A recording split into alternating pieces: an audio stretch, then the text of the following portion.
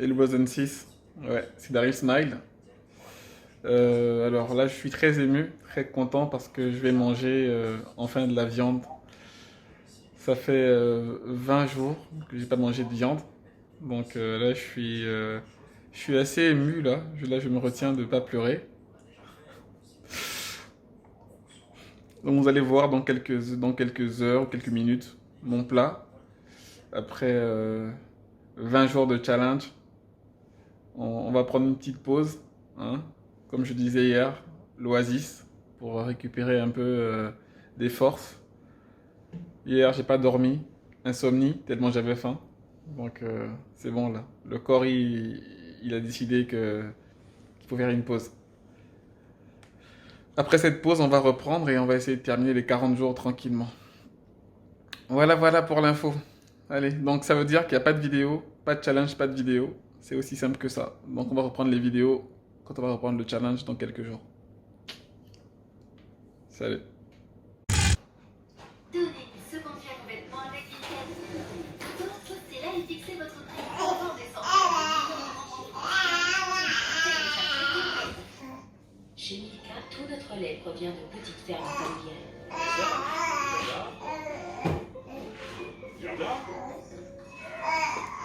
Chef, poulet.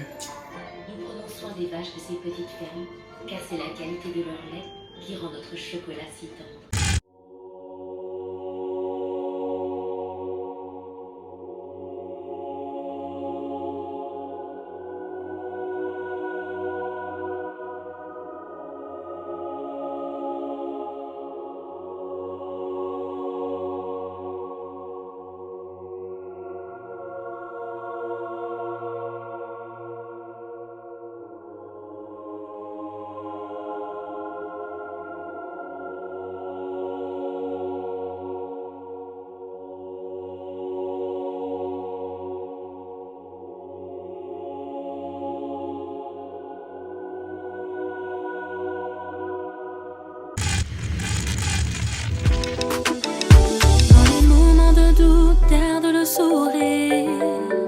Même si tu n'as pas les mots, garde le sourire.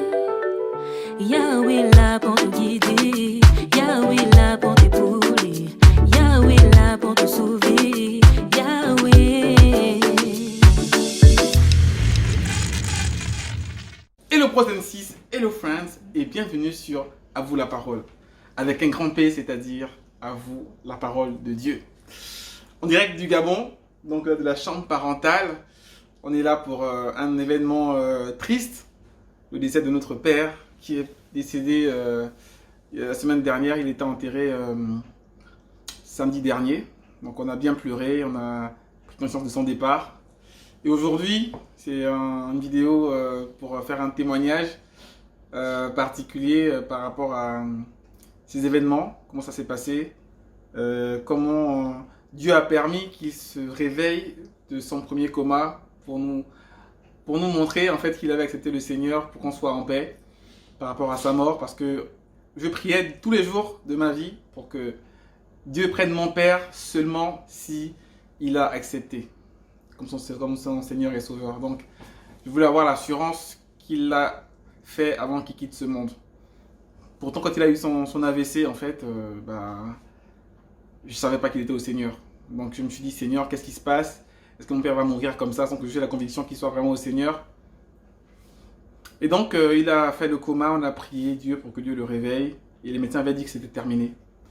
Il ne pouvait plus se réveiller, en fait il y avait du sang dans le cerveau. Donc il n'y avait plus aucune chance qu'il puisse se réveiller. Et pourtant Dieu a permis qu'il se réveille. Et pendant ce temps-là, j'ai dit à ma petite sœur qui est là, qui va parler tout de suite, que faut que tu parles à papa du Seigneur, que tu demandes s'il est vraiment déjà en paix avec le Seigneur, tu lui demandes si il a accepté le Seigneur Jésus comme son Seigneur et Sauveur, parce que lui, il dit en Hébreux 9, 27, il est prévu à l'homme de mourir une seule fois, après quoi vient le jugement. Donc on y croit sincèrement et on sait que le seul chemin, en Jean 14, 6, il est écrit, Jésus dit, je suis le chemin, la vérité et la vie, nul ne vient au Père que par moi. Donc on voulait que notre Père, avant de quitter ce monde, soit sauvé et qu'il ait la vie éternelle en Jésus-Christ.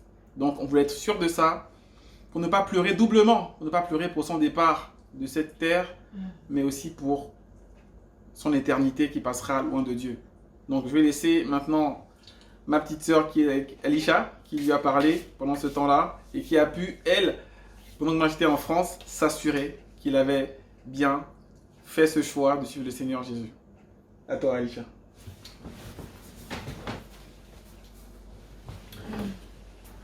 Shalom frères et sœurs, comme mon frère venait à peine de le dire, papa est tombé malade. Et pendant cette période, je parlais beaucoup avec mon grand frère. Et il m'a dit, Alisha, si Dieu a laissé l'occasion à papa de se réveiller de ce coma, c'est parce qu'il a prévu quelque chose. Il a prévu d'agir, il a prévu de se manifester.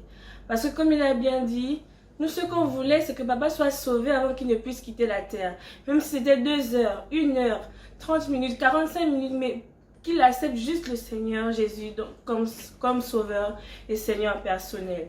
Donc mon frère me dit, la soirée au téléphone, Alisha, tu sais que papa il raisonne beaucoup, tu sais que s'il avait la capacité de parler, il allait raisonner, il allait te dire que non, mais je crois en Jésus, excusez, je crois en Jésus, etc. Mais vu qu'il ne parle pas, il écoute, il bouge, donc prêche l'évangile.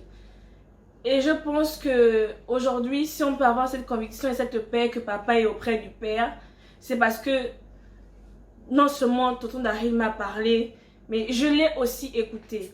Parce que si j'avais dit, ah, peut-être que, mais non, est-ce qu'il va vraiment accepter vu qu'on confesse de la bouche, est-ce que vraiment ça va agir? Si j'avais raisonné ainsi, je ne pense pas que les choses allaient se passer comme ça s'est passé. Donc j'ai écouté tonton Daryl, je l'ai écouté. Chaque matin, quand j'allais à l'hôpital, je disais, écoute papa, accepte le Seigneur, ouvre-lui ton cœur. C'est une question de cœur, même si tu ne parles pas, mais confesse Jésus dans ton cœur. Confesse. Chaque matin, je le faisais. Chaque matin, je le faisais. Et le dernier jour que je l'ai fait, je l'ai attrapé la main, vu que ses membres bougeaient. Je l'ai attrapé la main. Il m'a serré la main, comme pour me dire que ma fille, j'ai écouté ce que tu as dit. J'ai écouté ce que tu m'as fait passer comme message. Et j'ai accepté le Seigneur. Mais à partir de là, j'étais pas vraiment convaincue. Je me disais que oui, c'est vrai, j'ai prêché l'évangile. Mais j'avais toujours dans ma tête ce passage qui dit qu'il fallait confesser. Confesser de la bouche. Confesser, donc parler. Et je me disais que Romains 10, verset 9. Romains 10, verset 9. Et donc, j'étais pas vraiment convaincue. Et c'est comme ça que ma soeur, Eunice, m'a appelée, ou je l'ai appelée pour l'informer que papa avait rendu l'âme. Elle me dit, mais dans la soirée, j'ai fait un songe dans lequel j'ai vu papa en blanc qui montait dans les airs. J'ai dit, mais comment ça? Vu qu'il fallait confesser, Romains 10, 9 dit qu'il faut confesser de la bouche. Comment ça, vu que papa n'avait plus la parole pour confesser? Comment ça se fait? Et c'est elle qui m'a encore convaincue, qui a encore confirmé en disant que s'il a reçu de cœur simplement, s'il a ouvert son cœur pour dire, Seigneur, dans son cœur, je t'accepte comme Seigneur et Sauveur personnel, reçois-moi dans tes parvis, forcément Dieu allait faire grâce. Et là, il allait accorder son salut à papa. Et c'est ce qui s'est passé. Et même le décès s'est passé tellement bien. Il n'y avait pas de pleurs, on n'entendait pas les lamentations, on n'entendait pas les cris de douleur.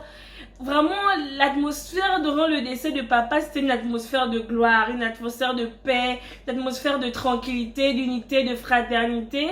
Et un petit témoignage, je pense un petit témoignage.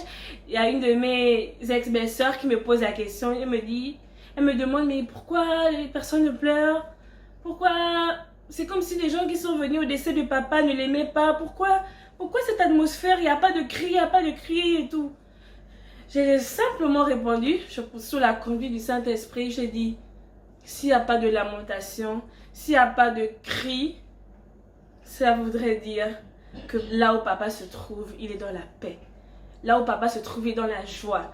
Il n'est pas dans les lamentations, dans les cris de douleur, mais il est dans la paix, la joie. Et l'atmosphère dans laquelle il se trouve, l'atmosphère dans laquelle il se trouve là-bas, c'est cette même atmosphère que nous avons ici sur la terre pendant son décès. Et voilà.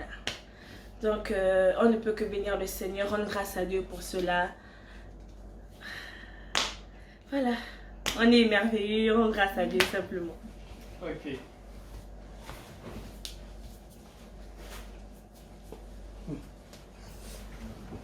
Donc voilà, le petit témoignage.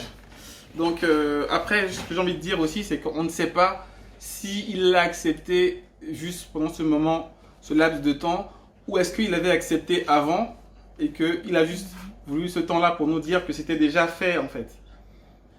J'ai parlé dans plusieurs vidéos de l'évangile selon le brigand, où le brigand sur la croix acceptait le Seigneur. Et je veux vous encourager encore à ne pas baisser les bras. Vous qui êtes chrétiens aujourd'hui et qui pensez que dans votre famille, il y a des personnes qui sont tellement réfractaires à la parole de Dieu, tellement opposées au message de l'évangile, que vous ne pensez pas qu'ils puissent accepter le Seigneur un jour. Jusqu'à la fin, continuez de vous battre, Amen. continuez de prier pour qu'ils puissent se tourner vers le Seigneur, car rien n'est impossible à Dieu. Les personnes les plus réfractaires, les plus opposées à la parole de Dieu, Dieu peut changer leur cœur. Amen. Dieu peut changer leur cœur. Donc, n'hésitez pas à prier. Et quand un chrétien quitte cette terre, lorsqu'il ouvre les yeux, il ouvre les yeux auprès du Seigneur. Parce que le Saint Abraham a été ramené dans le paradis. D'ailleurs, demain, on va voir ensemble qu'est-ce que l'enfer, qu'est-ce que le séjour des morts, pour un peu éclaircir les gens par rapport à tout ce qui se passe dans l'au-delà. Voilà, normalement dans ce challenge que je fais 40 jours dans le désert, je ne mange pas. Mais là, exceptionnellement, j'ai une petite pizza du Gabon, la Vosgène, et donc je me régale. Demain, on se donne rendez-vous pour une autre vidéo. Que Dieu vous bénisse. See you when I see you. Peace.